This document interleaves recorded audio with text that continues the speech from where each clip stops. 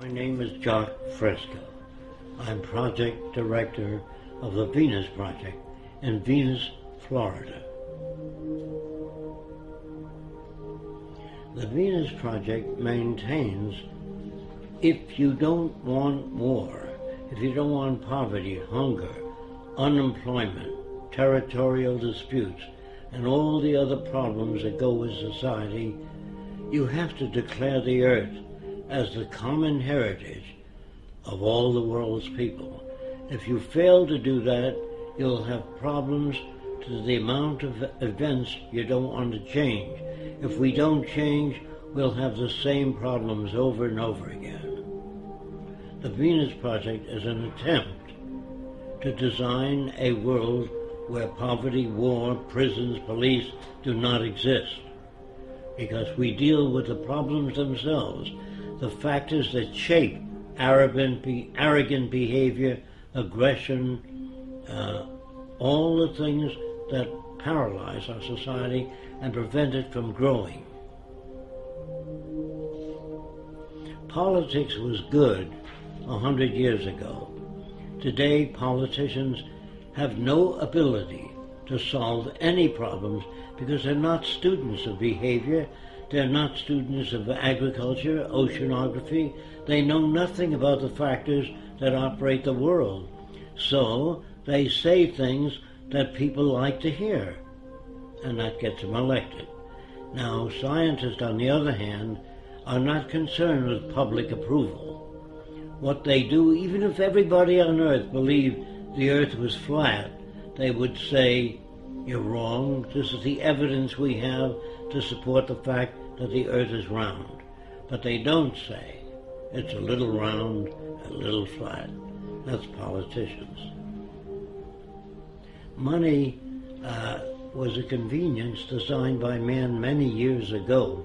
He used to carry a bag of apples and change it for tomatoes. That was a trade in the old days. But when you invented money, it carried smaller particles, and it was easier to represent apples or tomatoes or eggs by giving a person a coin instead of bringing 50 eggs and chickens. Money represented a value agreed upon to diminish the lugging around of heavy objects. Later, it became the most corrupting medium in the world. It corrupted people. They paid each other off. If you wanted a congressman to act in your behalf, you put up a certain amount of money to help him get elected, and you owed that person a favor. And that's the same with the drug companies, the auto companies, the banks. All systems all over the world that use money are basically corrupt. Religion. In the old days, people could not account for natural events.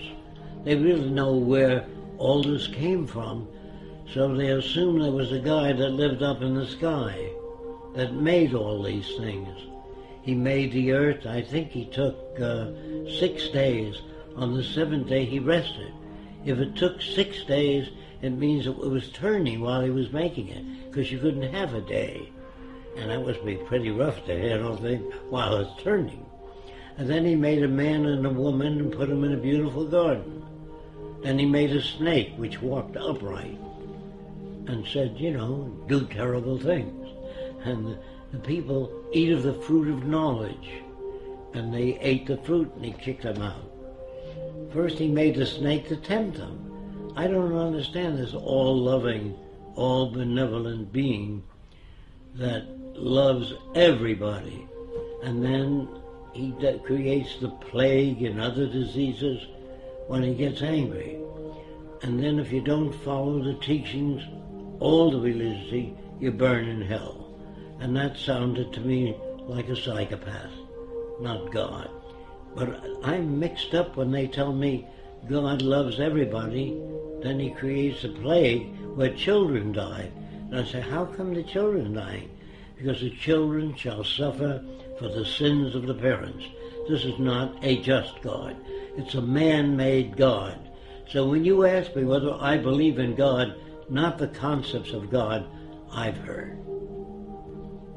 War is a word which was invented when one territorial group of people took away other people's land. They used force and violence, and war was the media for doing that. You shot other people, stole their women and their resources for your own gain. And nations have been at war ever since man invented weapons. And as long as you invent weapons, you can have war. And war is the means of protecting everything you've stolen from others. No nation starts out very big. They start out smaller and take land away from other people. And they don't take it by invitation. They weren't invited to take over the land. They took it by killing, force, and violence. And war is the most inappropriate way of solving the differences. That's why I'm against the Pentagon and the military, because they majorly should be concerned with how to bridge the difference and bring nations together toward a common purpose, namely taking care of the environment, one another, and restoring the damaged environment. That's what I'd like to see in military systems. I would like to see, instead of training millions of soldiers to be killing machines, I'd rather train them in being problem solvers. Send them back to school, teach them social science, social psychology, sociology, so they can add to the culture, not be destructive. But ask anybody, what does democracy mean? They think it means participation in government affairs. So I asked them, do you really believe in democracy? They always say yes. I said, did you vote for the space program? They said, no. Did you vote for the Vietnam War? No. Did you vote for the war now? No. Where the hell do you participate? That's an illusion given to people. They even pick the people you vote for to make sure they'll keep things as they are, the establishment. So they put them out there for you to vote for them. If we lived in a democracy, there'd be 5,000 political parties, different points of view. In a true democracy, you would have that. All points of view expressed on television and radio. It's up to you to turn it off.